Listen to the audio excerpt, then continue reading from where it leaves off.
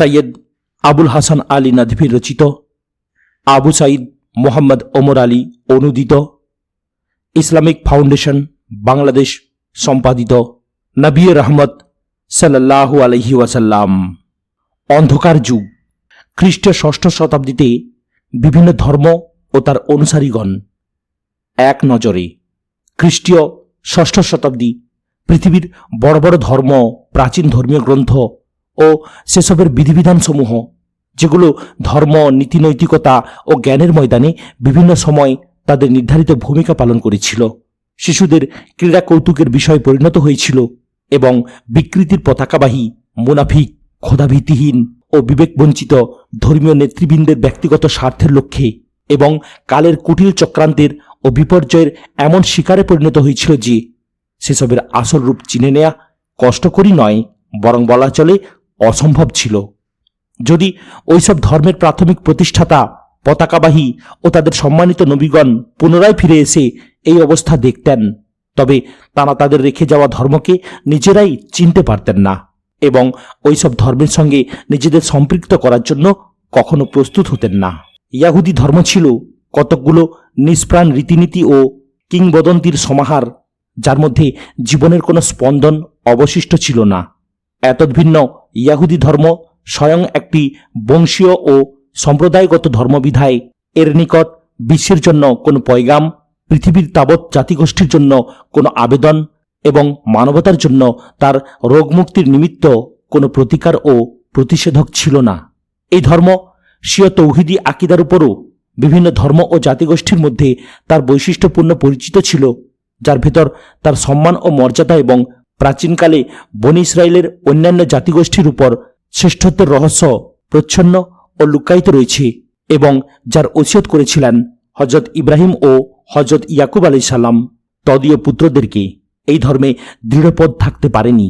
ইয়াহুদিরা প্রতিবেশী জাতিগোষ্ঠীর প্রভাবে অথবা বিজয়ী জাতিগোষ্ঠীর চাপে তাদের বহু আকিদা তথা ধর্মবিশ্বাস কবুল করে নেয় এবং তাদের বহু অভ্যাস, শিরকমূলক, পৌত্তলিক ও জাহিলি গালগল্প তথা কিংবদন্তি গ্রহণ করে।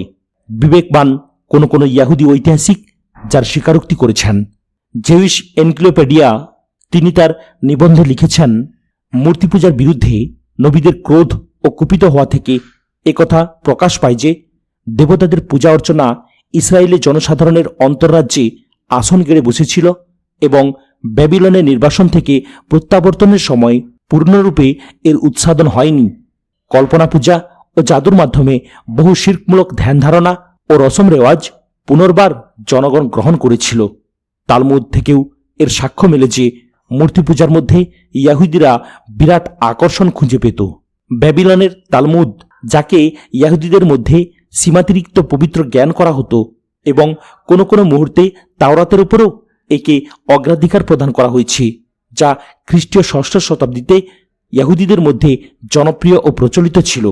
স্বল্পবুদ্ধিতা, কটুকাটব্য, খোদার সমীপে ধৃষ্টতা ও গোস্তাকি প্রদর্শন, মূলতত্ত্ব ও স্বীকৃত সত্যের সঙ্গে এবং দিন ও বুদ্ধিবৃত্তির সঙ্গে ঠাট্টা মশকরার এমন সব অদ্ভুত ও বিস্ময়কর নমুনা দ্বারা পূর্ণ, যদৃষ্টে ওই শতাব্দীতে ইয়াহুদি সমাজের চেতনা ও উপলব্ধিগত অধঃপতন এবং ধর্মীয় রুচি বিকৃতির পূর্ণ পরিমাপ করা যায়। খ্রিস্টবাদ তার জন্ম ও বিকাশের প্রথম প্রভাতেই চরমপন্থীদের সৃষ্ট বিকৃতি, মূর্খ জাহিলদের মনগড়া ব্যাখ্যা বিশ্লেষণ ও রোম খ্রিস্টানদের পৌত্তলিকতার শিকার হয়ে গিয়েছিল। হযরত ঈসা আলাইহিস সালামের সহজ সরল তথা অনাড়ম্বর ও পবিত্র শিক্ষামালা ওই সমস্ত ধ্বংসাবশেষের নিচে চাপা পড়ে গিয়েছিল। তাওহীদ ও ইখলাসের সাথে আল্লাহর ইবাদতের নূর গভীর মেঘের আড়ালে ঢাকা পড়ে গিয়েছিল। চতুর্থ শতাব্দীর শেষে খ্রিস্টান সমাজে তৃতীয়বাদের আকিদা বিশ্বাস কিভাবে অনুপ্রবেশ করেছিল এবং কিভাবে তা সংক্রমিত হয়েছিল সে সম্পর্কে একজন খ্রিস্টান মনীষী লিখেছেন, এই আকিদা বা ধর্মবিশ্বাস যে এক আল্লাহ, তিনটি মৌলিক বস্তুর সংমিশ্রণ, চতুর্থ শতাব্দীর শেষ দিকেই খ্রিস্টান বিশ্বের গোটা জিন্দেগি ও চিন্তাধারায় অনুপ্রবেশ করেছিল এবং দীর্ঘকাল যাবৎ সরকারি ও স্বীকৃতি আকিদা বিশ্বাস হিসেবে, যা গোটা খ্রিস্টান বিশ্ব মান্য করত, অবশিষ্ট থাকে। এমনকি খ্রিস্টীয় ঊনবিংশ শতাব্দীর শেষার্ধে এই আকিদা বিশ্বাসের পরিবর্তন ও এই আকৃতি ধারণ পর্যন্ত পৌঁছবার গোপন রহস্য ভেদ হয়।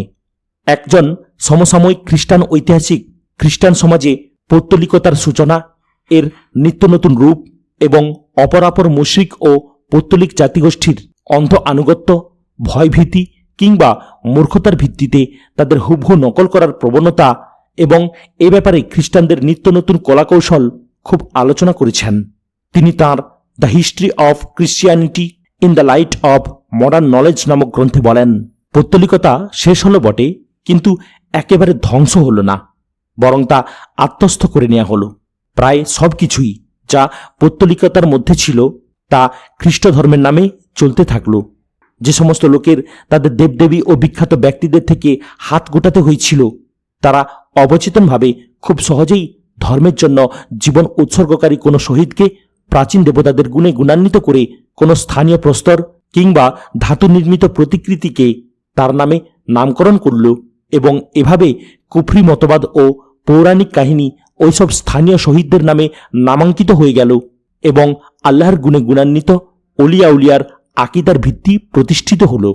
ওইসব অলিয়া উলিয়া একদিকে তো আরাইউসিনদের আকিদা বিশ্বাসের ভিত্তিতে মানুষ ও তদীয় স্রষ্টার মাঝে স্বর্গীয় ও ঐশ্বরিক মর্যাদার অধিকারী মানুষের রূপ ধারণ করল এবং অপরদিকে এ মধ্যযুগের পবিত্রতা ও সাধুতার প্রতীকে পরিণত হল।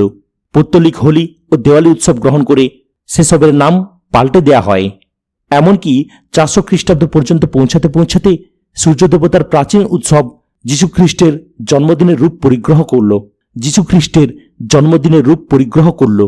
খ্রিস্টীয় 6ষ্ঠ শতাব্দীর শুরুতে সিরিয়া ও ইরাকের খ্রিস্টান এবং মিশরের খ্রিস্টানদের যুদ্ধপূর্ণ শক্তিতে চলছিল, আর এই যুদ্ধ চলছিল যীশুখ্রিস্টের হাকিকত ও মাহিয়ত নিয়ে, অর্থাৎ যিশুর পবিত্র সত্তা ঐশ্বরিক অথবা পার্থিব এবং তাতে কোন অংশ কতটা। এই যুদ্ধের দরুন শিক্ষায়তন, গির্জা ও বাড়িঘর সবকিছু প্রতিদ্বন্দ্বী শিবিরে পরিণত হয়ে গিয়েছিল, যারা একে অপরকে কাফির তথা অবিশ্বাসী ঘোষণায় ছিল মত্ত। তারা একে অপরের রক্ত পিপাসিতে পরিণত হয়েছিল। তাদের যুদ্ধরত দেখে মনে হচ্ছিল এ বুঝি দুটি ভিন্ন ধর্ম ও বিরোধী জাতিগোষ্ঠীর যুদ্ধ। সেজন্য খ্রিস্টানদের এ অবকাশ ছিল না যে পৃথিবীব্যাপী অরাজকতা, বিপর্যয় রোধে ও অবস্থার সংশোধনে তারা প্রয়াস চালাবে, মানবতাকে কল্যাণ ও মুক্তির জন্য পয়গাম দেবে। মজুসিরা, ইরানের অগ্নি উপাসক পার্সি সম্প্রদায়, প্রাচীনকাল থেকে সৃষ্টির মৌলিক উপাদান চতুষ্টয়ের বৃহত্তম উপাদান অগ্নির পূজা করত এবং তারা এর জন্য নির্দিষ্ট অগ্নিকুণ্ডলী তৈরি ও উপাসনা গৃহ নির্মাণ করেছিল। দেশের সর্বত্র অগ্নিপূজার ব্যাপক প্রচলন ছিল। এজন্য খুবই সুশৃঙ্খল আইন ও সূক্ষ্ম বিধিবিধান নির্ধারিত ছিল এবং তদনুযায়ী আমল করা ছিল বাধ্যতামূলক। অগ্নিপূজা ও সূর্যকে পবিত্র জ্ঞান করা ব্যতিরেকে আর সব দর্শন ও ধর্মবিশ্বাস সেখানে নিশ্চিহ্ন হয়ে গিয়েছিল।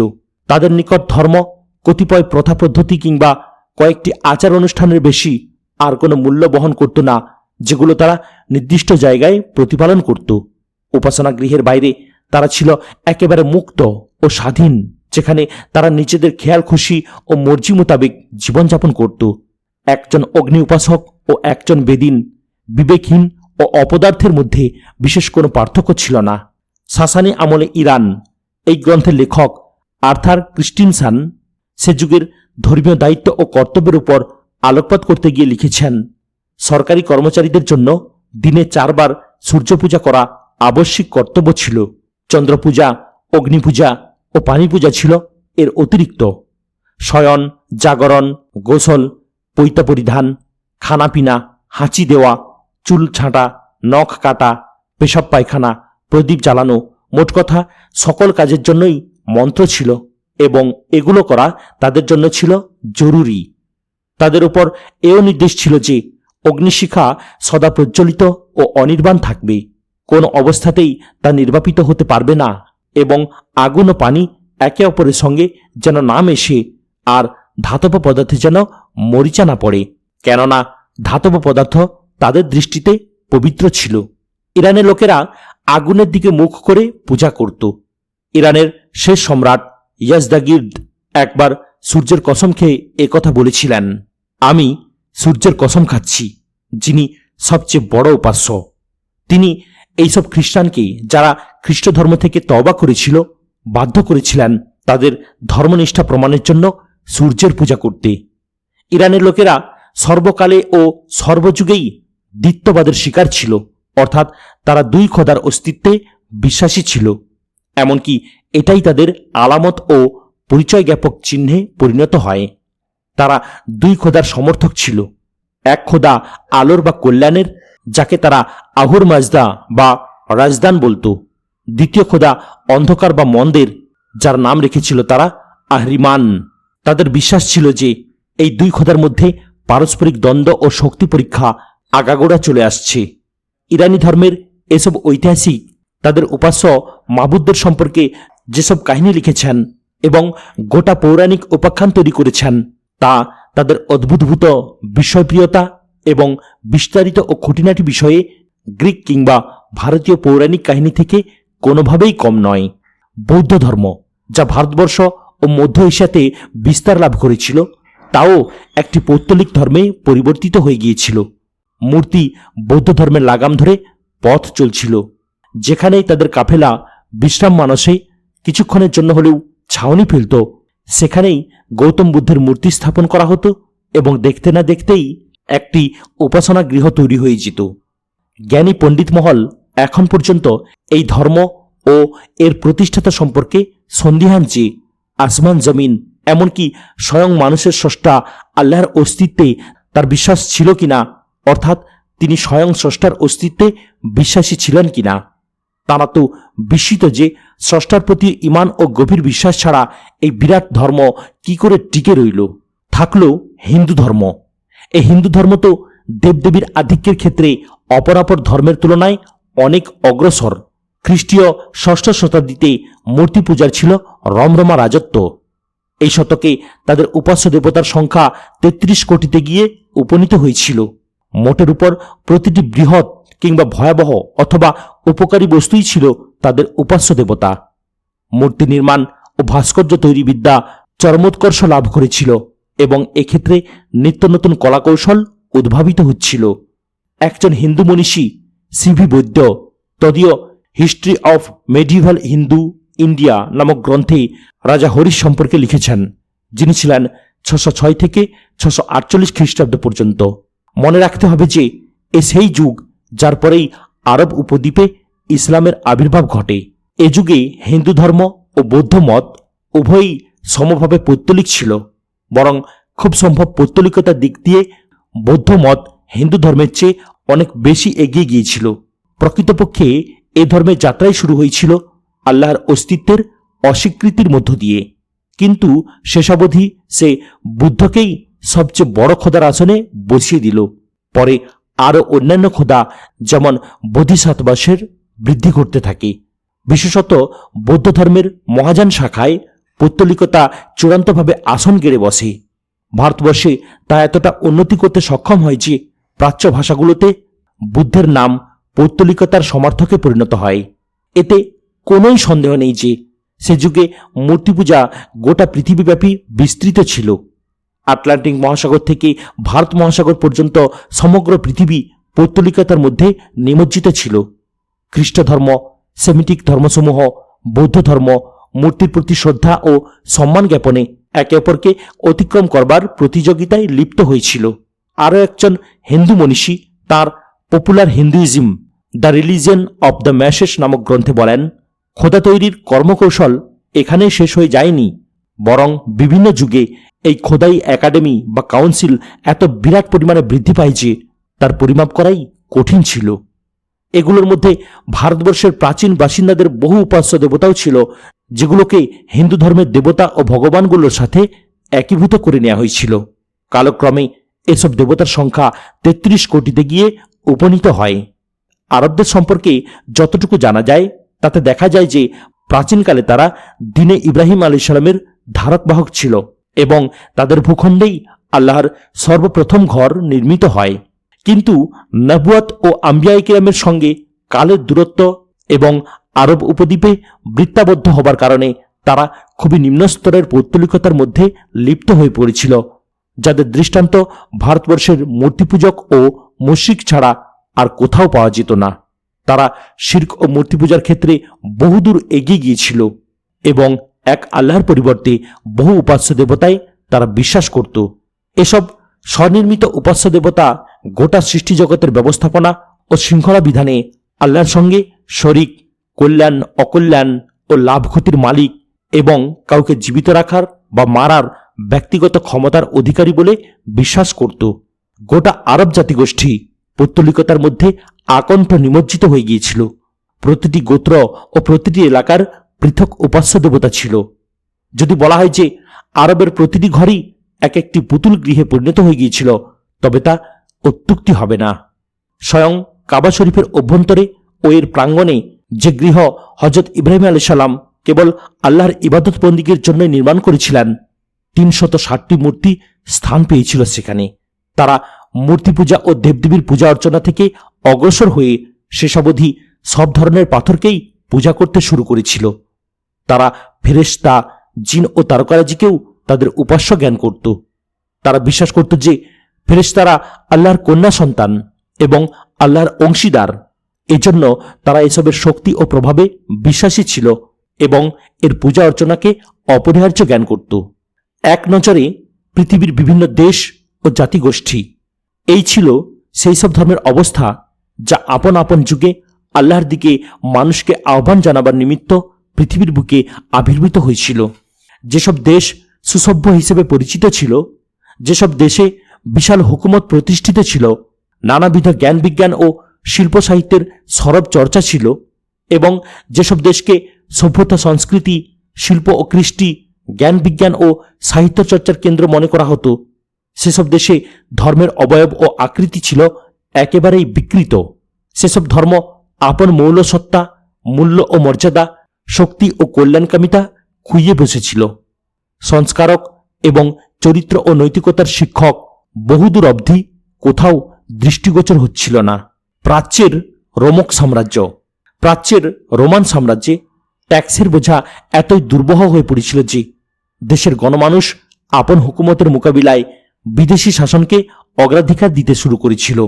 বারবার বিপ্লব ও বিদ্রোহ দেখা দিত।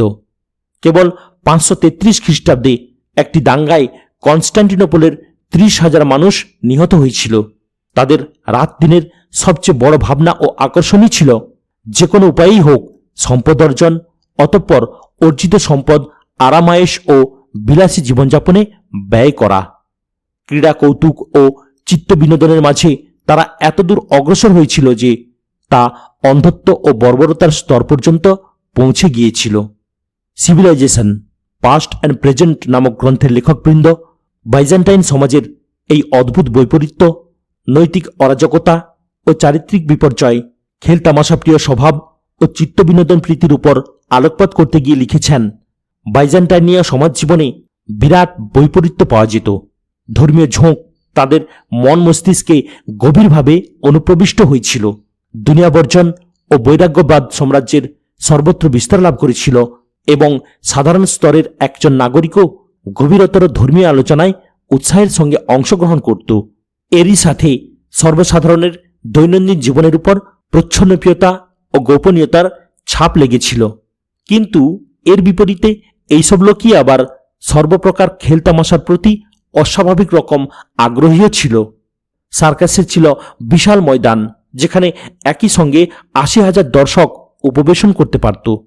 এখানে রথের বিরাট দৌড় প্রতিযোগিতা অনুষ্ঠিত হতো। জনসাধারণকে নীল ও হরিৎ দুই গ্রুপে ভাগ করে দেয়া হয়েছিল। বাইজান্তীয়দের মধ্যে রূপ ও সৌন্দর্যের প্রতি ভালোবাসাও ছিল, আবার জুলুম, নিপীড়ন, মালিন্য ও কদর্যতার প্রতি আকর্ষণও ছিল। তাদের ক্রীড়া কৌতুক অধিকাংশ সময় রক্তাক্ত ও কষ্টদায়ক হতো। তাদের যন্ত্রণা ও কষ্ট ভয়ানক ও ভীতিপ্রদ হতো এবং তাদের বিশিষ্ট লোকদের জীবনে ছিল আনন্দ, আয়েশ, ষড়যন্ত্র, লৌকিকতা ও যাবতীয় মন্দের জগাখিচুড়ি। মিশর, যা ছিল প্রাচুর্যের অধিকারী বাইজেন্টাইন সাম্রাজ্যের একটি প্রদেশ, এটি বিরাট ধর্মীয় নিপীড়ন ও নিকৃষ্টতম রাজনৈতিক জর্জবস্তির শিকার এবং এরই সাথে সাথে বাইজেন্টাইন সাম্রাজ্যের প্রাচুর্যের এক বিরাট মাধ্যম ছিল এর উৎসও। এর উদাহরণ ছিল সেই গাভীর মতো, যাকে বেশ ভালোভাবে দহন করা হবে বটে, কিন্তু খোরাক দেয়া হবে স্বল্প থেকে স্বল্পতর পরিমাণ। সিরিয়া ছিল বাইজেন্টাইন সাম্রাজ্যের দ্বিতীয় প্রদেশ। এ ছিল রোমকদের সম্প্রসারণশীল ও সাম্রাজ্যলিপ্সু মানসিকতার শিকার, যেখানে কেবল শক্তির জোরে বিদেশিদের মতোই শাসন ক্ষমতা চালানো হতো এবং শাসিত প্রজাবর্গ কখনো স্নেহ ও ভালোবাসার মুখ দেখতে পেত না। দারিদ্র্যের অবস্থা ছিল এই যে অধিকাংশ সিরিয়াবাসী তাদের ঋণ পরিশোধের জন্য তাদের শিশু সন্তানদেরকে বিক্রয় করতে বাধ্য হতো। বিভিন্ন রকম জুলুম নির্যাতন, অধিকার হরণ, কৃতদাসে পরিণত করা এবং লোকদের বেগার শ্রমদানে বাধ্য করা ছিল সাধারণ রেওয়াজ। পারসিক সাম্রাজ্য। ইরানের প্রাচীনতম ধর্ম মাজদাইয়াত ধর্মের স্থান দখল করল জরদস্ত ধর্ম। এ ধর্মের প্রতিষ্ঠাতা জরদস্ত খ্রিস্টপূর্ব 7ম শতাব্দীতে আবির্ভূত হন। পারসিক সাম্রাজ্য প্রাচ্যের রোমান সাম্রাজ্যের তুলনায় আপন আয়তন, আয় আমদানির উপায় উপকরণ ও শান শৌকতের ক্ষেত্রে অনেক বড় ছিল। এর ভিত্তি স্থাপিত হয়েছিল সম্রাট আর্দেশিরের হাতে 224 খ্রিস্টাব্দে। আপন উত্থানকালে আসিরিয়া, খুজিস্তান, মিডিয়া, পারস্য, আজারবাইজান, তারারিস্তান, সারাক্স, মারজান, কিরমান, মার্ভ, বলখ, সুগাদ, সিস্তান, হেরাত, খুরাসান, খাওয়ারিজম, ইরাক ও ইয়ামন সবগুলোই তাঁর শাসনাধীনে ছিল। কোনো এক যুগে সিন্ধু নদের অববাহিকার মধ্যবর্তী জেলাসমূহ ও তার গতিপথের আশপাশের প্রদেশগুলো অর্থাৎ কচ্ছ, কাথিয়াওয়াড়, মালব ও সেসবের গোটা এলাকা তাদের শাসনাধীনে ছিল। তেসিফোন আল মাদাইন ছিল এই সাম্রাজ্যের রাজধানী এবং তা ছিল শহরসমূহের এক সমষ্টি, যা তার আরবি নাম থেকেই অনুমান করা যায়। 5ম শতাব্দী ও এর পরবর্তীকালে মাদাইন আপন কৃষ্টি, উন্নতি, প্রগতি, বিলাস ও প্রাচুর্যের শীর্ষদেশে উপনীত হয়েছিল। জরথুস্ট্র ধর্ম প্রথম দিন থেকেই আলো ও অন্ধকার, ভালো ও মন্দের দ্বন্দ্ব এবং ভালোর খোদা ও মন্দের খোদার মধ্যকার সংঘাত সংঘর্ষের মতবাদের উপর কায়েম ছিল।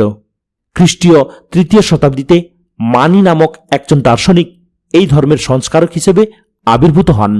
এরপর সম্রাট শাহপুর, সাসানি সাম্রাজ্যের প্রতিষ্ঠাতা সম্রাট আর্দেশির, যার মৃত্যু হয়েছিল 141 খ্রিস্টাব্দে, এর পরবর্তী শাসক প্রথমে এই ধর্মের অনুসারী ও আহ্বায়ক, অতঃপর এর বিরোধী হয়ে যান। বিরোধী হওয়ার কারণ এই ছিল যে মানি দুনিয়া থেকে যাবতীয় মন্দ ও অন্যায় অরাজকতার বীজ নির্মূল করবার জন্য নিঃসঙ্গ ও একক জীবনযাপনের আহ্বান জানাতেন। তার আহ্বান ছিল এই যে আলো ও অন্ধকারের মিশ্রণ স্বয়ং নিজেই এমন এক অন্যায় ও মন্দ যার হাত থেকে মুক্তি লাভ করা মানুষের জন্য জরুরি। তিনি আত্মবিলুপ্তি ও নাস্তির মধ্যে বিলীন হওয়ার জন্য ও অন্ধকারের উপর আলোর প্রাধান্য অর্জনের নিমিত্ত মানব বংশের ধারা খতম করার এবং দাম্পত্য সম্পর্ক নিঃশেষ করার পন্থা অবলম্বন করেন। কয়েক বছর তিনি নির্বাসনে কাটান। এরপর ইরানে ফিরে আসেন এবং প্রথম বাহরামের শাসনামলে মৃত্যুবরণ করেন। কিন্তু তার প্রদত্ত শিক্ষামালা তার মৃত্যুর পরও বেঁচে থাকে এবং ইরানি চিন্তা চেতনা ও ইরানি সমাজকে বহুকাল অবধি প্রভাবিত করতে থাকে। ইসাই 5ম শতাব্দীর সূচনায় মাজদাক আবির্ভূত হন। তিনি বৃত্ত সম্পদ ও নারীর ক্ষেত্রে পূর্ণ সাম্য ও সমশরিকানার প্রকাশ্য ও খোলাখুলি আহ্বান জানান এবং এসব বস্তুর অগাধ ভোগ ব্যবহার সমগ্র মানব সমাজের জন্য কোনরূপ বাধা বন্ধন ছাড়াই বৈধ ঘোষণা করেন। তার এই আহ্বান খুব দ্রুত জোরদার হয়ে ওঠে। অবস্থা এই দাঁড়ায় যে মানুষ যে ঘরে যার ঘরে যখন ইচ্ছা অবাধে ঢুকে পড়ত এবং তার মাল আসবাব ও মহিলাদের জোরপূর্বক দখল করে নিত। একটি প্রাচীন ইরানি দস্তাবিজে, যা নামায়ে তানাসসুর নামে পরিচিত, এই অবস্থার চিত্র অঙ্কন করা হয়েছে, যা মাজদাকি মতবাদের উত্থান, একচ্ছত্র শাসন ও ক্ষমতারোহণ এ যুগে দৃষ্টিগোচর হয়। লোকলজ্জা ও সম্ভ্রমবোধ উঠে গেল। এমন সব লোকের জন্ম হল যাদের ভেতর না নম্রতা ও সৌজন্যবোধ ছিল, আর না ছিল মর্সি জমিজিরাত। তাদের ভেতর বংশ, পরিবার কিংবা জাতিগোষ্ঠীর প্রতি মমত্ববোধও ছিল না। তাদের ভেতর শিল্প ও কৃষিও ছিল না, ছিল না কোনরূপ চিন্তাভাবনার লেশ। তাদের কোনো পেশা ছিল না। তারা যত রকমের চগলখুরি ও শয়তানিতে সিদ্ধহস্ত, গালিগালাজ ও অশ্রাব্য ভাষা ব্যবহারে পটু এবং অপরের দোষারোপ করতে উস্তাদ ছিল। এটাই ছিল তাদের জীবন জীবিকা, আর এসবকে মাধ্যম বা পুঁজি করেই তারা পদ ও সম্পদ লাভে চেষ্টা করত।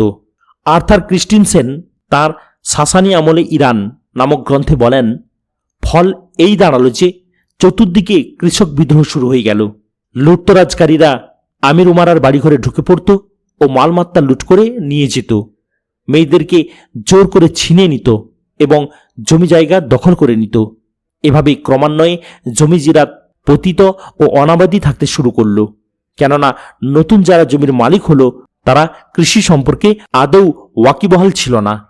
এসব থেকে একথা সুস্পষ্ট জানা যায় যে প্রাচীন ইরানের চরমপন্থী আহ্বান ও আন্দোলনে সাগ্রহ সাড়া দেবার বিস্ময়কর যোগ্যতা ছিল এবং তারা সবসময় তীব্র প্রতিক্রিয়া ব্যক্ত করতে ও চরমপন্থা গ্রহণে আগ্রহী ছিল। একদিকে তারা খাও দাও ও ফুর্তি করো এর মতো চরম ভোগবাদ, অপরদিকে সর্বোচ্চ ধরনের বৈরাগ্য ও সন্ন্যাসবাদের মাঝে ঘড়ির পেন্ডুলামের মতো আন্দোলিত হতে থাকে। কখনো বা তারা খানদানি ও মোর্সি সামন্তবাদী ব্যবস্থা, আবার কখনো বা ধর্মীয় ইজরাদারি চাপের মুখে অবস্থান নেয়। কখনো নেয় তারা বলগাহীন সমাজতন্ত্র ও সাম্যবাদ ও অবাধ স্বেচ্ছাচারিতা, বেআইনি কার্যক্রম ও অরাজকতার মতো পরিবেশের ছত্রছায়া। এজন্য তাদের মধ্যে কখনোই ভারসাম্য ও শান্তি সমঝোতার জন্ম নিতে পারেনি, যা স্বাভাবিক ও সুস্থ সমাজের জন্য অপরিহার্য। এই আমলে, বিশেষ করে সাসানি শাসন আমলে ৬ষ্ঠ শতাব্দী পর্যন্ত অবস্থা খুবই খারাপ হয়ে গিয়েছিল। গোটা দেশ ওইসব রাজা বাদশাহের দয়ার উপর নির্ভরশীল ছিল, যারা উত্তরাধিকার সূত্রে রাজমুকুট ও শাহী তখ্তের মালিক হতো এবং নিজেদেরকে সাধারণ মানুষের তুলনায় শ্রেষ্ঠতর ভাবত। সম্রাটকে আসমানি খোদার বংশধর বলে মান্য করা হতো। শেষ পারস্য সম্রাট দ্বিতীয় পারভেজ নিজের নামের সঙ্গে নিম্নোক্ত উপাধিসমূহ ব্যবহার করতেন: ঈশ্বরমণ্ডলীর মধ্যে অবিনশ্বর, মানব ও মানবমণ্ডলীর মাঝে অদ্বিতীয় ঈশ্বর, তাঁর নামের বিকাশ, সূর্যের সঙ্গে উদিতকারী, রাত্রির চক্ষুর সূর্যালোক ইত্যাদি ইত্যাদি। দেশের সমস্ত সম্পদ ও আয় আমদানির উপায় উপকরণ বা মাধ্যমসমূহকে ওইসব রাজাবাদশার ব্যক্তিগত মালিকানাধীন বলে মনে করা হতো। সম্পদ মজুতকরণ, উপহারে উপঢৌকন ও মূল্যবান দ্রব্য সামগ্রী জড়ো করার পাগলামি, জীবনমানের সমুন্নতি, নিত্য নতুন জিনিসের প্রতি আকর্ষণ ও মোহ, জীবনকে ভোগ করা, খেলাধুলা ও ভোগবিলাসের প্রতি আগ্রহ, ধনী হবার ও দুনিয়ার মজা লুটবার প্রতিযোগিতা এত বেশি বেড়ে গিয়েছিল যে এর উপর কল্পনাবৃত্তি ও কাব্যের সংশয় জাগে, এবং এর কল্পনা কেবল তিনিই করতে পারবেন যিনি প্রাচীন ইরানের ইতিহাস, কাব্য ও সাহিত্য খুব গভীর দৃষ্টিতে অধ্যয়ন করেছেন। মাদায়েন শহর, শাহী প্রাসাদ, বাহার ই কিসরা, কিসরা রাজমুকুট ও পারস্য সম্রাটদের সঙ্গে সম্পর্কিত খাদেম ও অনুচরবর্গ, স্ত্রী ও দাসীকুল, বালক ও কিশোর সেবকবৃন্দ, বাবুর্চি ও খানসামা মণ্ডলী, পশু ও পক্ষীকুলের পরিচর্যাকারী, শিকারের উপকরণ ও বাসনকোসনের সেই সব রূপক বিস্তারিত ও খুঁটিনাটি সম্পর্কে যিনি ওয়াকিবহাল, তিনিই কেবল এই একটি ঘটনা থেকেই এর পরিমাপ করতে পারবেন যে মুসলিম বিজয়ের পরিণতিতে ইরানের শেষ সম্রাট ইয়াজদাগির্দ রাজধানী মাদায়েন থেকে যখন পালিয়ে যান, তখন সেই অবস্থায়ও তার সাথে ১,০০০ বাবুর্চি, ১,০০০ গায়িকা, ১,০০০ চাপাতি ব্যবস্থাপক, ১,০০০ শকর মানে বাজপাখি দেখাশোনার দায়িত্বে নিয়োজিত অনুচরবর্গ ও মোসাহেবদের একটি বিরাট দল ছিল। এত বড় বিরাট লোকলস্কর সত্ত্বেও তিনি একে খুবই নগণ্য সংখ্যক এবং নিজেকে খুবই মামুলি ও নগণ্য একজন আশ্রিত মনে করতেন। তিনি অনুভব করতেন যে মোসাহেব ও চাকর বাকরের সংখ্যা, বিলাস বেসন ও ক্রীড়া কৌতুকের উপকরণের কমতির দরুন তার অবস্থা নিতান্তই করুণার যোগ্য। অপরদিকে গরিব জনসাধারণ ছিল অত্যন্ত দরিদ্র দশায় পতিত ও বিপদগ্রস্ত। নিজেদের দুর্দশায় কান্নাই ছিল তাদের একমাত্র সম্বল। ক্ষীণ প্রাণ ও জীর্ণশীর্ণ দেহটুকু বাঁচিয়ে রাখার জন্য তাদেরকে হাড় ভাঙা পরিশ্রম করতে হতো। নানা রকম ট্যাক্স, রকমারি বিধিনিষেধ ও বেড়িবন্ধন তাদের জীবনকে সাক্ষাৎ জাহান্নামে পরিণত করে দিয়েছিল এবং তারা পশুর ন্যায় জীবন অতিবাহিত করেছিল। এই দুঃখ কষ্টে ও জুলুম নিপীড়নে অতিষ্ঠ হয়ে ওইসব ট্যাক্স এবং সৈন্য বিভাগে বাধ্যতামূলক ভর্তির হাত থেকে রক্ষা পাবার জন্য বহু কৃষক ক্ষেত খামার ছেড়ে দেয় এবং সাধু সন্তুদের খানকাহ ও মঠে গিয়ে আশ্রয় নেয়। তারা প্রাচ্যের সাসানি সাম্রাজ্য ও পাশ্চাত্যের বাইজান্টাইন সাম্রাজ্যের দীর্ঘ ও রক্তাক্ত সংঘর্ষে, যা ইতিহাসের বিভিন্ন বিরতিতে চলতে থাকে এবং যে সংঘর্ষে না জনসাধারণের কোনো কল্যাণ নিহিত ছিল আর না এতে তাদের কোনো আকর্ষণ ছিল, তারা নগণ্য ইন্ধন হিসাবে ব্যবহৃত হতে থাকে। ভারতবর্ষ প্রাচীনকালে গণিত শাস্ত্রে, জ্যোতির্বিজ্ঞানে, চিকিৎসা ও দর্শন শাস্ত্রে ভারতবর্ষ পৃথিবী জোড়া খ্যাতি অর্জন করেছিল। ভারতবর্ষ সম্পর্কে ঐতিহাসিকদের সাধারণ অভিমত এই যে এর ধর্মীয়, নৈতিক, চারিত্রিক ও সামাজিক দিকের অন্ধকারতম ও নিকৃষ্টতম যুগ খ্রিস্টীয় ষষ্ঠ শতাব্দীর প্রারম্ভ থেকে শুরু হয়। অশ্লীলতা ও নির্লজ্জতা থেকে তাদের উপাসনাগৃহ অবধি মুক্ত ছিল না এবং এসব কর্মে কোনো দোষ আছে বলে তারা মনে করত না, কেননা ধর্ম একে পবিত্র ও উপাসনার রঙে রঞ্জিত করে দিয়েছিল। নারীর কোনো মূল্য, ইজ্জত, সম্মান ও সতীত্ব সম্ভ্রম অবশিষ্ট ছিল না। জুয়া খেলায় স্বামী তার স্ত্রীকে অবধি বাজি ধরত ও হেরে গেলে স্ত্রী বিজয়ীকে দিয়ে দিত। স্বামী মারা গেলে স্ত্রীকে জীবনমৃত অবস্থায় কাল কাটাতে হতো। সে না আর বিয়ে করতে পারত, আর না তাকে সম্মান ও শ্রদ্ধার চোখে দেখা হতো। স্বামীর মৃত্যুতে স্ত্রীকে স্বামীর চিতায় সহমরণে যাবার প্রথা উচ্চ ও সচ্ছল পরিবারগুলোতে প্রচলিত ছিল, আর এর পিছনে উদ্দেশ্য ছিল স্বামীর প্রতি বিশ্বস্ততা ও আনুগত্য প্রকাশ এবং লজ্জা ও অবমাননার হাত থেকে মুক্তি। ইংরেজ রাজত্ব প্রতিষ্ঠার পরই কেবল এই নিষ্ঠুর প্রথার অবসান ঘটানো সম্ভব হয়। ভারতবর্ষ তার প্রতিবেশী ও পৃথিবীর অপরাপর দেশগুলোর মধ্যে শ্রেণীগত বৈষম্য এবং মানুষের মধ্যে জাতপাত ও ভেদ বৈষম্যের ক্ষেত্রে ছিল অনেক অগ্রসর। এ ছিল এক কঠিন ও নির্দয় সমাজ ব্যবস্থা, যেখানে দয়ামায়া ও কোমলতার কোনো স্থান ছিল না। এই বিশেষ আচার আচরণের পেছনে ধর্মীয় ও ধর্মীয় আকিদা বিশ্বাসের সমর্থন ও পৃষ্ঠপোষকতা ছিল। আর্য আক্রমণকারীদের উপযোগিতা ও বিচক্ষণতা এবং ধর্ম ও পবিত্র রক্ষার ইজারাদার ব্রাহ্মণদের স্বার্থ চিন্তার এটাই ছিল দাবি। এই সমাজ ব্যবস্থা ওইসব পেশার ভিত্তির উপর কায়েম ছিল যা বিভিন্ন জাতপাত ও শ্রেণীর ভেতর বংশ পরম্পরায় চলে আসছিল। এর পেছনে সেই সব রাষ্ট্রীয়, রাজনৈতিক ও ধর্মীয় আইনের শক্তি ছিল যেগুলোকে ওইসব হিন্দু আইন প্রণেতাগণ প্রণয়ন করেছিলেন, যারা ধর্মীয় মর্যাদারও অধিকারী ছিলেন। এই আইন গোটা সমাজে অক্ষরে অক্ষরে প্রচলিত ছিল এবং একেই জীবনবিধান মনে করা হতো। এই জীবন সংহিতা তথা সংবিধান ভারতবর্ষের অধিবাসীদেরকে 4টি শ্রেণীতে বিভক্ত করেছিল। 1. ধর্মের ইজারাদার ও পুরোহিত শ্রেণী, যাদেরকে ব্রাহ্মণ বলা হতো। 2. সেনাদলে কর্মরত লোকজন, যাদেরকে ক্ষত্রিয় বলা হতো। 3. কৃষিজীবী ও ব্যবসায়ী সম্প্রদায়, যাদেরকে বৈশ্য বলা হতো। 4. চাকর বাকর ও সেবক শ্রেণী, অর্থাৎ অচ্যুত বা শূদ্র সম্প্রদায়। এই শেষোক্ত শ্রেণীটিই ছিল যারা সংখ্যাগরিষ্ঠ, অধঃপতনের চূড়ান্ত ধাপে উপনীত। তাদের সম্পর্কে বলা হতো যে তারা স্রষ্টার পা থেকে সৃষ্ট বিধায় উল্লিখিত 3টি শ্রেণীর সেবা করা ও তাদের আরাম আয়েশের ব্যবস্থা করাই কেবল তাদের কাজ। এই সংবিধান ব্রাহ্মণদেরকে এত বেশি অধিকার দিয়েছিল এবং তাদেরকে এত বেশি উচ্চ মর্যাদা প্রদান করেছিল যে অপর কেউ এক্ষেত্রে তাদের সমকক্ষ ছিল না। ব্রাহ্মণের ছিল 7 খুন মাপ। আকাশ পাতাল নিজেদের হাজারো পাপে ভরপুর করে দিলেও এবং লক্ষ অন্যায় অপকর্মে ত্রিভুবন দূষিত ও কলুষিত করলেও তারা ছিল ধোয়া তুলসী পাতা। তাদের উপর কোনরূপ ট্যাক্স ধার্য করা হতো না। কোনো প্রকার পাপ কিংবা গুরুতর অপরাধের ক্ষেত্রেও তাদেরকে মৃত্যুদণ্ড দেয়া যেত না। এর বিপরীতে শূদ্র কিংবা অস্পৃশ্যদের উপার্জনের অধিকার ছিল না। অধিকার ছিল না তাদেরকে স্পর্শ করার। ধর্মগ্রন্থ পাঠেরও অধিকার ছিল না তাদের। পেশাজীবী ও কামলা শ্রেণীকে, যাদেরকে চন্ডাল বলা হতো, তাদেরকে শহরের বাইরে থাকতে হতো। রাতের বেলা শহরের বুকে অবস্থান ছিল তাদের জন্য নিষিদ্ধ। সূর্যোদয়ের পর তারা শহরে প্রবেশ করত কাজের জন্য, আর সূর্য ডোবার আগেই শহর ছেড়ে তাদের বেরিয়ে আসতে হতো। গোটা দেশ ছিল অরাজকতা ও বিশৃঙ্খলার শিকার এবং তা খণ্ড খণ্ড হয়ে যাচ্ছিল। এতে শত শত রাজ্য ও সরকার ছিল যারা ছিল পারস্পরিক দ্বন্দ্ব সংঘর্ষে লিপ্ত। অশান্তি ও অব্যবস্থাপনা এবং প্রজাদের পক্ষে থেকে বেপরোয়া মনোভাব ছিল সর্বত্র। ব্যাপক ছিল জুলুম নিপীড়নের রাজত্ব। এতদ ভিন্ন এই দেশটি গোটা দুনিয়া থেকে বিচ্ছিন্ন থেকে জীবন অতিবাহিত করেছিল। এখানকার জীবন ছিল স্থবির, আচার অভ্যাস, প্রথা পদ্ধতির গভীর নিকটে বন্দী এবং শ্রেণী সংঘাত ও শ্রেণী বৈষম্যের শিকার ছিল। রক্ত, বর্ণ ও গোত্রীয় অহমিকায় নিষ্পিষ্ট হচ্ছিল।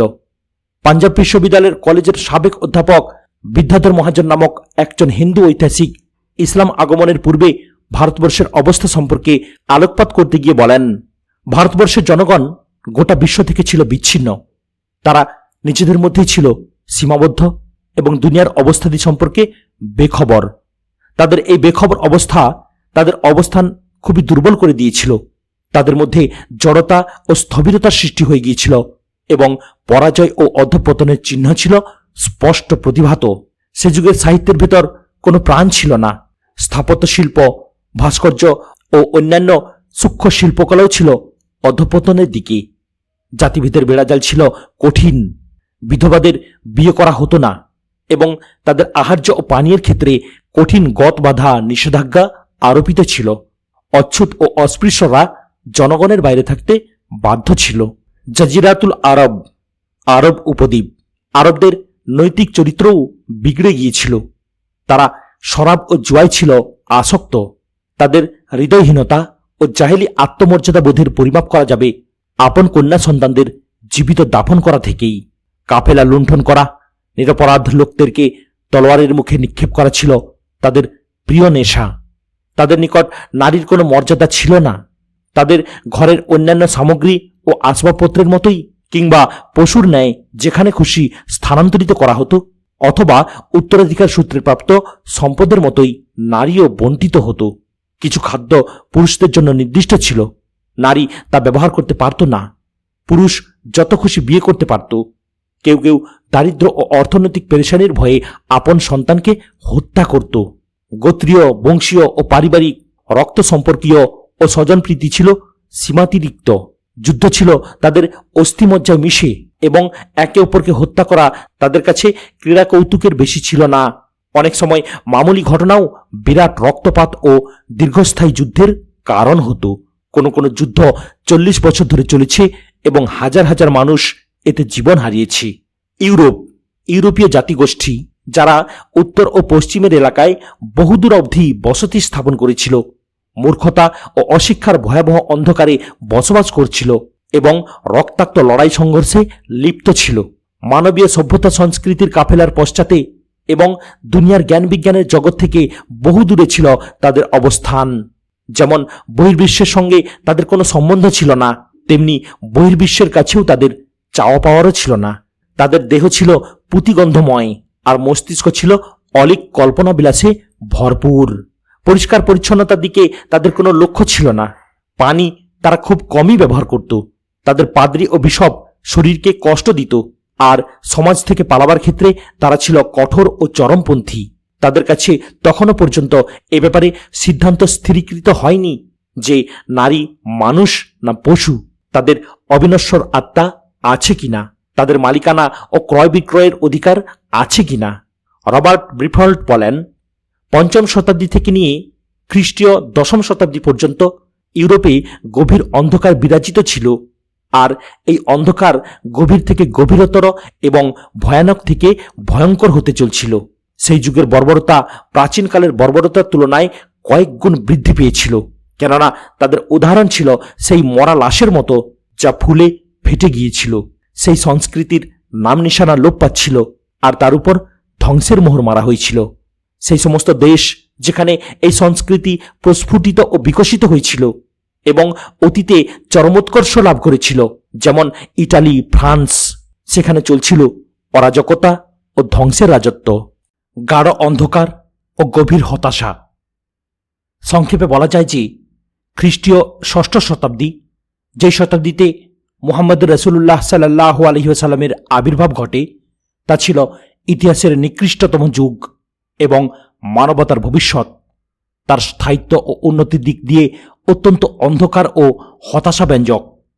বিখ্যাত ইংরেজ লেখক H.G. ওয়েলস সাসানি ও বাইজান্টাইন রাজত্বের আলোচনা করতে গিয়ে সেই যুগের চিত্রাঙ্কন করেছেন।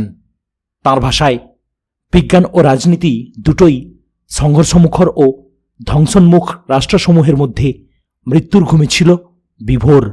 এথেন্সের শেষ দিককার দার্শনিকগণ তাদের ধ্বংস অবধি যা তাদের উপর চাপিয়ে দেওয়া হয়েছিল প্রাচীন যুগের সাহিত্যিক পুঁজিকে যদিও কোনরূপ চিন্তাভাবনা ব্যতিরেকেই কিন্তু সীমাহীন শ্রদ্ধার সঙ্গে সংরক্ষণ করেছিল।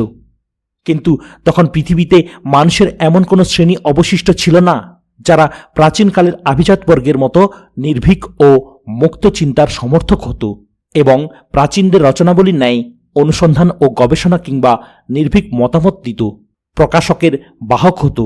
এই শ্রেণীর নির্মূল হওয়ার বিশেষ কারণ হল রাজনৈতিক ও সামাজিক বিশৃঙ্খলা, কিন্তু এর আরও একটি কারণ ছিল যদ্দরুন ওই আমলে মানবীয় প্রতিভা ও বুদ্ধিমত্তা ভোঁতা ও ঊষর মরুভূমিতে পরিণত হয়েছিল। ইরান ও বাইজান্টাইন এই দুই সাম্রাজ্যের মধ্যে অসহযোগিতা ও অসহিষ্ণুতা বিরাজ করছিল। উভয় সাম্রাজ্যই ছিল এক নতুন ধরনের ধর্মীয় রাষ্ট্র যেখানে স্বাধীন মতামত প্রকাশের উপর কড়া পাহারা বসানো হয়েছিল।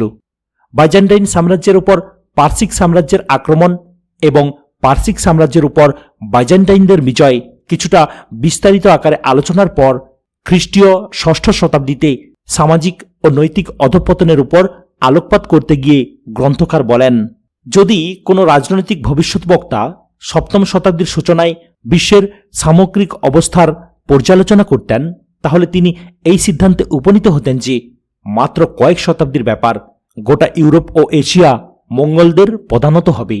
পশ্চিম ইউরোপে না ছিল কোনো শৃঙ্খলা আর না ছিল একতা। বাইজান্টাইন সাম্রাজ্য ও পার্সিক সাম্রাজ্য একে অপরকে ধ্বংস করার ধনুর্ভঙ্গ পণ করে বসেছিল। ভারতবর্ষও ছিল বিচ্ছিন্নতা ও বিপর্যয়ের শিকার, বিশ্বব্যাপী বিপর্যয় ও অরাজকতা। মোট কথা, মহানবী মুহাম্মদ সাল্লাল্লাহু আলাইহি সাল্লামের আবির্ভাবকালে সমগ্র মানবতা আত্মহত্যার পথে ছিল দ্রুতবেগে ধাবমান। মানুষ তার খালিক ও মালিককে ভুলে গিয়েছিল এবং নিজেকে, নিজের ভবিষ্যৎ ও পরিণতিকে বিস্মৃত হয়ে গিয়েছিল। তার ভেতর ভালো মন্দ ও উত্তম অধবের মধ্যে পার্থক্য করবার যোগ্যতাও আর অবশিষ্ট ছিল না। মনে হচ্ছিল মানুষের দিল ও দিমাগ তথা মন মস্তিষ্ক কোনো কিছুর গভীরে হারিয়ে গেছে। তাদের দিন ও আখিরাতের দিকে মাথা তুলে চাইবারও বুঝি ফুরসত নাই। আত্মা ও হৃদয় মনের খোরাক, পারলৌকিক কল্যাণ, মানবতার সেবা ও অবস্থার সংস্কার সংশোধনের জন্য তাদের একটি মুহূর্তেরও বুঝি অবকাশ নেই। অনেক সময় গোটা দেশে এমন একটি লোক চোখে পড়ত না যার অন্তরে আপন দিনের জন্য সামান্যতম চিন্তাভাবনাও আছে, যে এক আল্লাহর ইবাদত করে, তার সঙ্গে আর কাউকে শরিক করে না, যার অন্তরে মানবতার জন্য ব্যথা রয়েছে, দরদ রয়েছে এবং এই অন্ধকার ও ভয়াল পরিণতির ব্যাপারে যার অস্থিরতাও রয়েছে। এ ছিল আল্লাহ তাআলার সেই ঘোষণার হুবহু প্রতিচ্ছবি। মানুষের কৃতকর্মের দরুন জলস্থলে বিপর্যয় ছড়িয়ে পড়ে, যার ফলে ওদেরকে ওদের কোন কোন কর্মের শাস্তি তিনি আস্বাদন করান যাতে ওরা ফিরে আসে। সূরা রুম আয়াত নম্বর 41।